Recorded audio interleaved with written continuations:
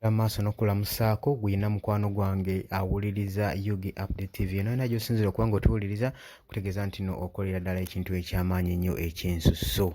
Mukwano gwange mbakulisayo mu wiikendi mwebale kuva mu ggandaalo nkiwa buli omu wiikendi yamugendedde bulungi. Gwe eyagivuddemu nga mulimu ebitali birungi gwe yagiyiseeyo mu ngeri embi kusabye Mukama Katonda abeere ng'akuumya. Tukusaasidde nnyo gwe muganda wange oba nga wafiiriddwako owwo oba nga wafunyeemu obuvune tukusaasidde nnyo gwe mukwano gwange. Naye kaakati nkutegeeza nti nno tuyingidde wiiki endala tubagenda kubanga tusumulwa information ku information gwe mukwano gwange ali eyampuliriza. Kaakati nkutegeeza gwe atannakuba ng'osubscribinga genda mu maaso obere ng'osubscribinga tolerabira kigambo kya kusubscribinga gwe mukwano gwange ali eyo ampuliriza. Bano abasajja newankubadde beekazaakaza newankubadde batwala ensonga obutabeera siriyaasi byonna bye tukola beefuula abatabiraba naye mukwano gwange nkutegeeza nti nno badda mu kisenge ne babiwuliriza badde waka ne babiwuliriza mu kisenge gwe mukwano gwange ali eyo ampuliriza. Okusinziira ku mawulire agazze gatambula tuzze tulaba ku social media platforms nga Speaker wa Parliament avaayo ng'agamba ye tagenda ku resigninga akyaliwo abaagala agende bamugamba alagewa. Kati wayogera sipiika watuuka okukola statement ng'eyo kiba kitegeeza nti message yaffe gye twasindika abasajja baagitegeera era bagiwulira era kitegeeza singa tuba tususseeko awo akazito kayinza nabo okukyukako.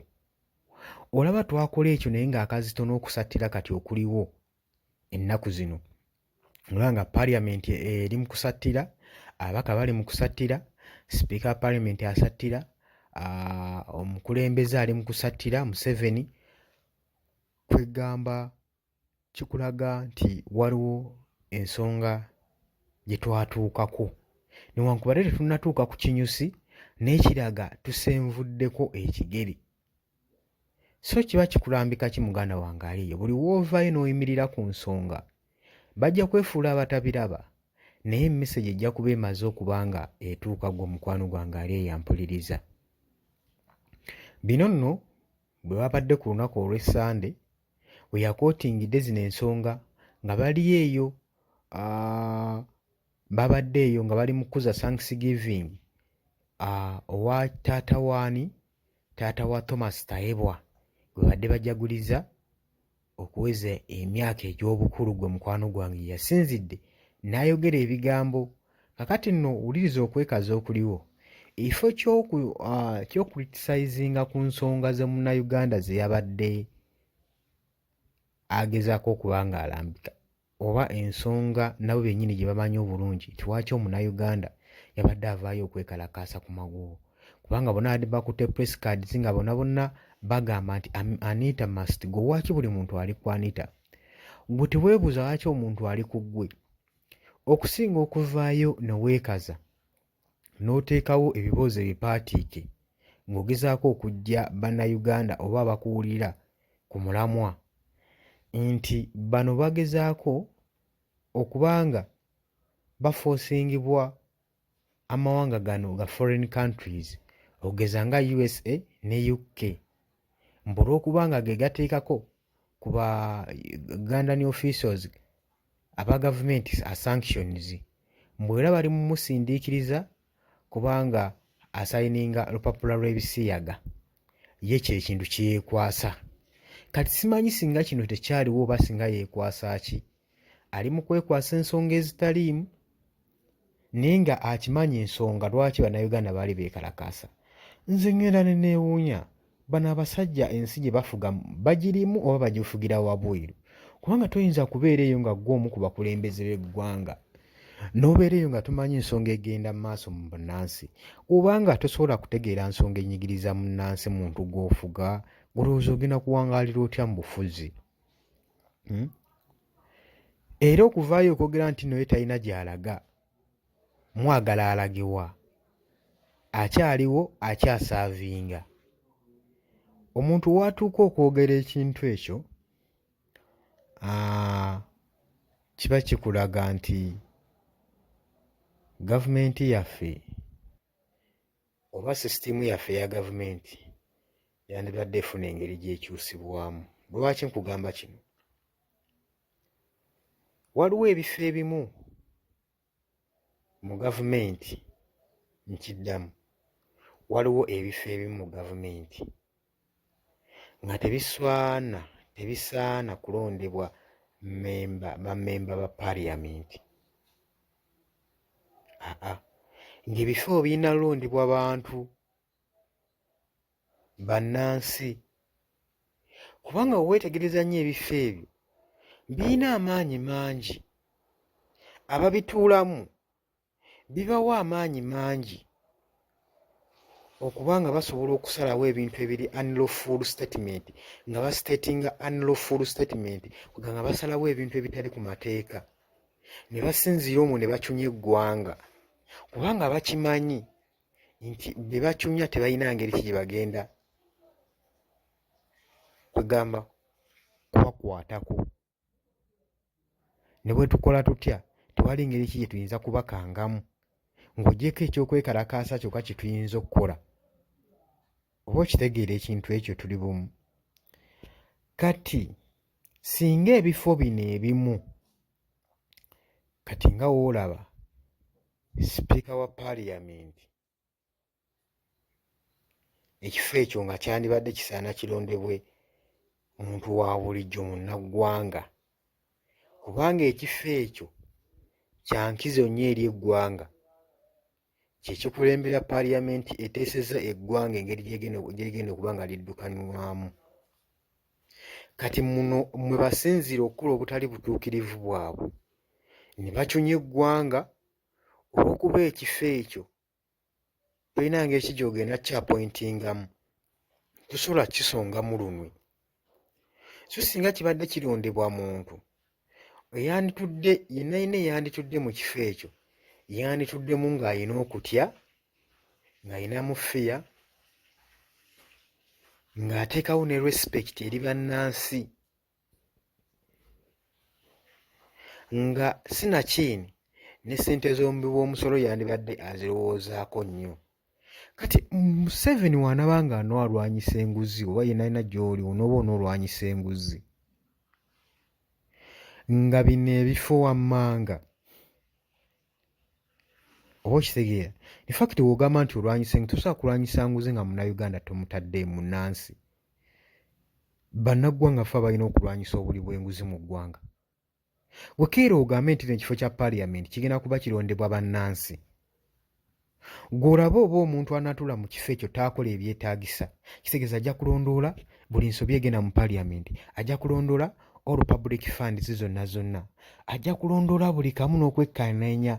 Kitegeeza tewali ajja kuba nga ajja kuva eri musongamu olunwe, ye yajja okuba ng'asongamu abantu olunwe, ye yajja okuba ng'apointinga ku muntu nti ekyo ky'okoze kikyamu, ekyo kibi, olw'ensonga nti naamanyi saa yonna asobola okuluuzinga ekifo kye nti alondebwa bulondebwa n'abantu baatwala baafuga. So kyakola kyonna aba alina okikola ng'aweereza bantu. Kati olw'okuba amanyi kyakola aweereza kakiiko, aweereza members of parliament, kinayinza okuba tokitegedde bulungi. Olw'okuba nga sipiika Anita Among akimanyi nti nno aweereza bino mu byawulo ebyanjawulo, okuweereza eggwanga kyanjawulo n'okuweereza memba wa paaliyamenti. Kati sipiika Anita Among taweereza ggwanga, aweereza bammemba ba paaliyamenti, so nga mu bufunze aba alina kuweereza ggwanga. Kati olw'okuba naye muli ayinamu ekyo, ayinamu dati prestige nti aweereza bammemba ba paaliyamenti, ate bennyini be bamulonda okutuula mu ntebe eyo. Kati mu bo tolina ng'eki gy'ogenda kugamba nti nno ogenda mu stopping okuba nga akumpanya ssente, kubanga alina okufuna ssente z'agabirako banne, alina okuyisizawo banne kaddiiru bafunemu basobole okuba nga bamulonda ku bisanja ebiddako. Simanyi oba ensonga eyo ogifunye bulungi. Alina okulaba, alina okufuba okulaba nga banne abayisizaako, abaako akantu k'abayisizaamu. Kati era tonenya nnyo bano omwali bano ba4 commissioners abaagabana akasiimu. Kati baagabana akasiimu ne baakagabana batya? Kyogamba sipiika wa paaliyamenti yakamanyaako?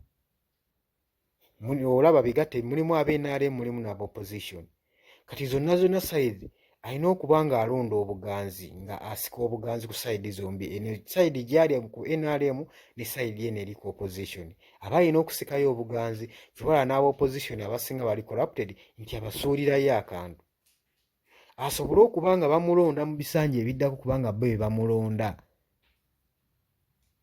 oba okitegeera mukwano gwange kati ensobi ey'amaanyi eri mu kintu ekyo so singa kino ekintu kyasobola okutunulwamu ne kisobola okuba nga kikubwamu ebituli ne kisobola okuba nga waliwo abasajja abasobola okuvayo ne balambika ensonga ne bagitwala bagamba eno ensonga erina kubeerawo eti singa eggwanga liri wala singa parliament teringa kakiiko ka LC1 division singa buli parliament wejja etuula lwa nsonga singa buli we basamonalinga parliament nti erina otuula nti sipiika w'eggwanga avuddeyo akowodde parliament singa buli sipiika waavayo n'akoola parliament nti erina okutuula gwe tomanyi kasasiro kandibeddewo awo nga bememba ba parliament owulira bonna empale bezikobagana nga bagamba leero bannange bagenda kukoona ku nsonga ki sipiika agenda kukoona ku nsonga ki bannange oba neero gwe bagenda okusongamu ani gwe bakoolinga ani gwe bagenda okuyitayo ensonga ki singa kwegamba sipiika Anita Among alina n'amaanyi agasobola okwakyuzinga memba wa parliament namugamba gwe waki wakoze kino nkusanction nze nkutaddeko kino waki wakumpanyiza ssente ziri ze twakuwa zaagenda mu ngeri ki wazikozesa otya kwegamba twandibadde tujja amaaso ku bammemba ba parliament bo ne tubajjako amaaso ne tutandika kutunuulira sipiika wa parliament kitegeeza memba wa parliament we yandikoze ensobi zonna zandibadde zinenyezebwani sipiika wa parliament kati kitegeeza mu ngeri yonna sipiika yandibadde akola ekisoboka okubanga atunuulira ng'agayidinga bammemba parliament akakiiko ke parliament ye gy'afuga okulaba nga bammembers bafunctioninga mu ngeri ennungi nga batuusa ekyo ekyetaagisa mu bantu nga baplayinga lawful law and orders zandibadde zigobererwa nnyo mu parliament simanyi oba gwe osobola okufuna ekifaananyi kyenkugamba oba obirabanga nze bwe mbiraba kitegeeza ensobi yonna eyandikoleddwa ne tuvayo ne twekalakaasa kati nga ne twekalakaasizza jjo ly'abalamu mu kibuga Kampala ne tumugamba nti Speaker Anita Among you must go you must resign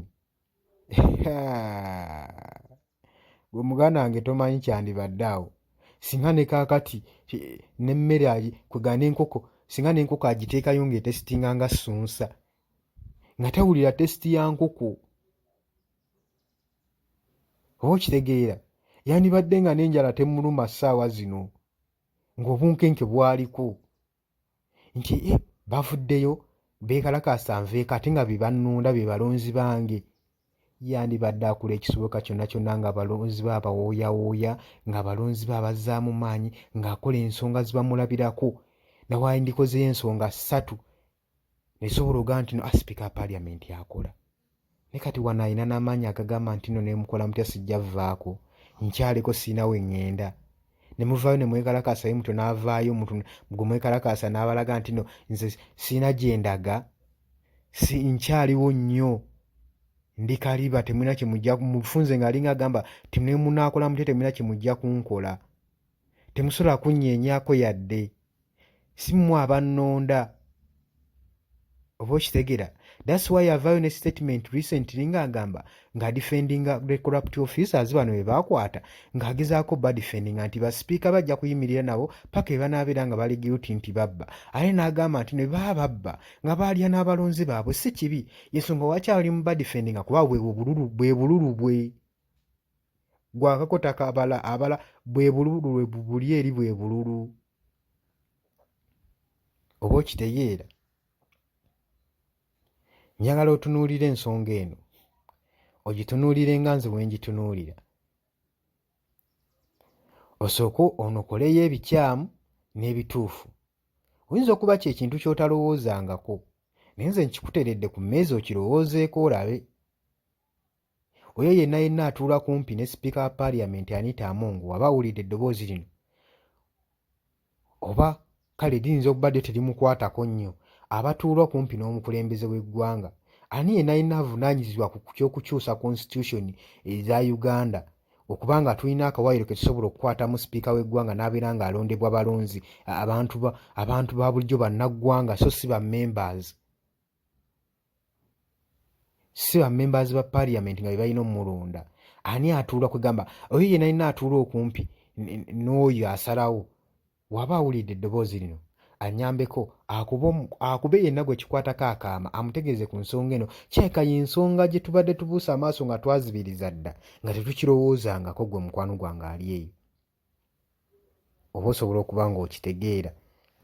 Tukibuusizza amaaso teri na mubaka yavaayo akyogerako. Bonna balirayizinga ensonga bava mu paaliyamenti ne balirayizinga ensonga ezitaliimu mulamwa, ensonga z'omulamwa nga tebasobola zirowoozaako. Kati ndowooza bammemba ba paaliyamenti mbalaze nti nno okugenda mu paaliyamenti kiteetaaga kiggwa abaasingamu obugezi.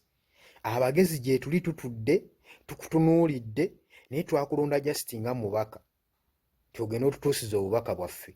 Toddeeyo neweefuula nti oli mugezi nga n'ensonga z'olina okulowoozaako tosobola zirowoozaako. Gwe ky'oba okola weereza buweereza ggwanga lyo, weereza bantu baakulonda otuuse obubaka bwe twakutuma. Totuuka eyo n'okola byo neweefuula nti oli mugezi kyaka bannondayo nze omugezi mu society mu constituency nze yali asingayo obugezi nze gwe balondayo. Tukulaze abagezi gye bali batudde basirise. They can even raise the points which you have never thought before. Ekyo oba osobola okitegeera. Kati gwama mukwano gwange yenna asinziirira ku UG Updates TV ng'otuwuliriza. Kusaba ekintu kimu. Genda mu maaso obeere ng'osubscribinga. Kubiriza banna abalala basubscribinge, sharinga. Lwaki nkubiriza ebintu ebyo?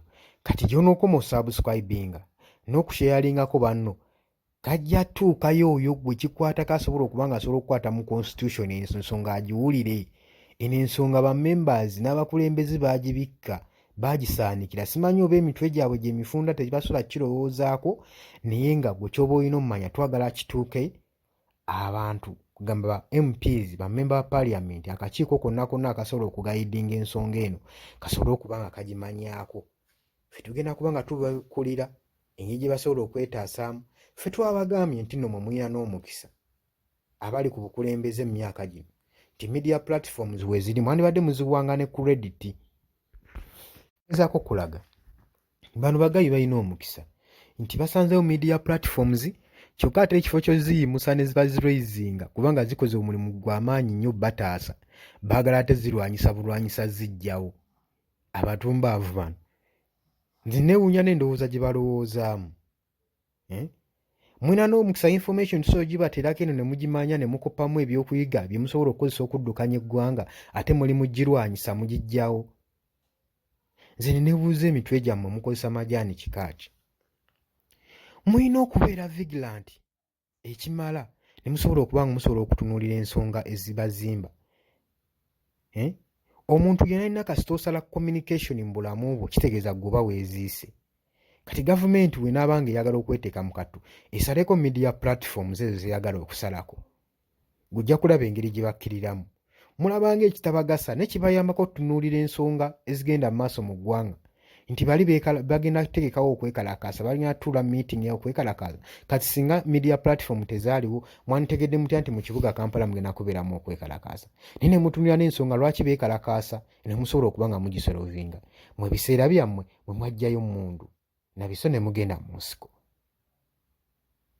Kati so nze neebuuza lwaki n'ensonga temusobola giraba? Tubaka tubateerako mwefuula abatabulaba. Mwebaze nnyo media platforms zino mwandibadde muziteekamu mu bajeti y'eggwanga mwandibadde muziyisizaamu ddala ne mutwongeza internet n'ebeera kugamba ne data ne mumusalako gwe tukozesa ng'omuntu asobola okwakisesinga internet mu ngeri eri cheap.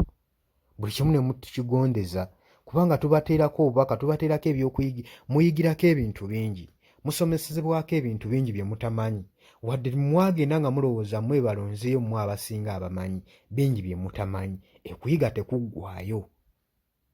muganda wange nsaba osubscribing, nsaba osharing. Waliwo abalina media platforms ku YouTube ezakulaakulana edda nga mubeerako ku Yugi Update TV. Baganda bange mbakubiriza, mbasaba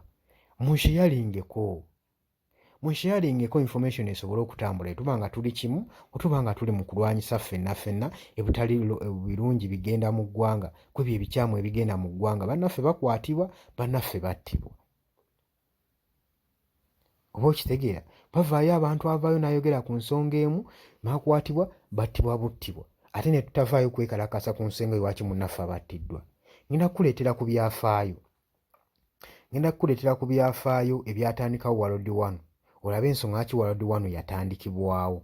Ensonga ki yatandikawo World War I? Ensonga ziyinza okwekulungula mu ggwanga nga ziwera, naye mubaamu ensonga emu etandikawo ensi okuba nga etabanguka, ng'okubanga ensi ekyuka ereetera revolution. Tekuba kutabangula ggwanga nabula kiba revolution, kubaako bye mukyusa mu ggwanga lyammwe, sisitemu y'eggwanga lyammwe okukyuka. Gwe tova ku Yugi Update subscribing, alina kuba nkuleetera ebyafaayo.